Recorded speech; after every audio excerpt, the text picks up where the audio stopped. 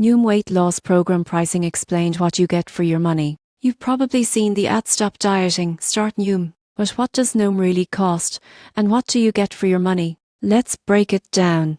Noom is a psychology-based weight loss app that focuses less on restriction and more on behavior change. Pricing typically starts around for a 2-month plan, though you can get discounts for longer commitments. Here's the surprising truth: you're not just paying for a calorie tracker. You're investing in a digital wellness coach that helps retrain how you think about food. The app uses short daily lessons based on cognitive behavioral therapy, teaching you how habits, emotions, and choices affect your eating patterns. It also provides a personal goal specialist who checks in through the app, group support for community accountability, and a food database with over 37 million items. Most people get this wrong. They assume Noom is just another app like MyFitnessPal, but it's far more interactive and tailored. The color-coded food system green, yellow, and red helps you understand calorie density and make smarter choices rather than eliminating foods entirely. Users typically report losing 1 to 2 pounds per week when following the program, thanks to its focus on long-term mindset shifts